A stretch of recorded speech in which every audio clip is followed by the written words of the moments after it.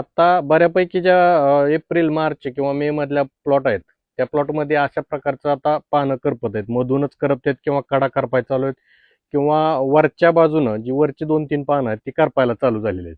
आता हा प्रॉब्लेम काय सगळ्यात महत्त्वाचा आधी लक्षात घ्यायचा आहे. हा प्रॉब्लेम झालाय मागच्या ज्या 15 दिवसामध्ये थंडी होती त्या थंडीच्या दिवसामध्ये जे आपल्या प्लॉटमध्ये मुळी जी पूर्ण बंद झालेली आहे, पूर्ण काळी पडलेली आहे, त्यामुळे हा प्रॉब्लेम दिसायला लागलाय. मग बऱ्याच शेतकऱ्याला वाटतं की हा अचानक करपा आलेला आहे. याच्या मागे काही कारण आहेत ह्या गोष्टी होण्यामागे. तर ज्या ज्या प्लॉटमधून पाणी वाहिलंय किंवा जास्त दिवस पाणी साठून राहिलंय किंवा तिथं पाण्याचा निचरा पावसाच्या दिवसामध्ये निचरा कमी प्रमाणात झालेला आहे, अशा प्लॉटमध्येच हे प्रॉब्लेम जास्त प्रमाणात दिसत आहेत. मग त्या जिथं पाऊस जास्त झालेला आहे तिथं पहिल्या ज्या मुळ्या चालू ऍक्टिव्ह होत्या, जे अन्नद्रव्य खालनं उचलून झाडामध्ये स्टोरेज होणार असतं किंवा झाड ते घेणार असतं आणि त्याच्यामधून मधून झाड मजबूत राहणार असतं किंवा स्ट्रॉंगपणे रोगराईला प्रतिकार करणार असतं, त्या प्रतिकारशक्ती थोडीशी कमी झालेली आहे आणि त्यातूनच अति थंडी पडणं आणि मुळ्या पूर्ण डॅमेज होणं, ह्या मुळ्या पूर्ण डॅमेज झाल्यामुळे पूर्ण अपटेक थांबलेला आहे आणि त्यामुळे झाडावरती हे परिणाम आता वरती दिसायला लागले.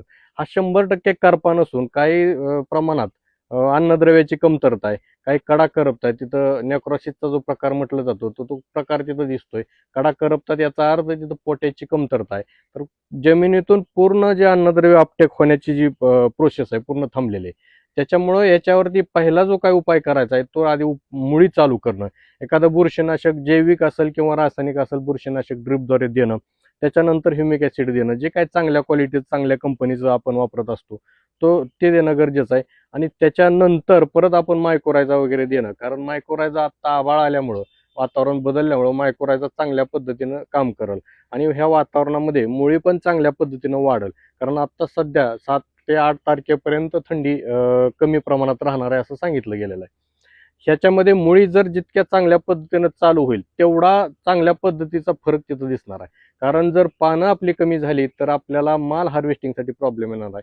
पानं कमी असतील तर आपली वादी शॉर्ट पडणार आहे, घडाचं पोषण व्यवस्थित होणार नाही, तेवढी चमक राहणार नाही. पानं कमी असल्यामुळं मालावरती पल्प येण्याचा जास्त प्रॉब्लेम पुढे भविष्यात येऊ शकतो.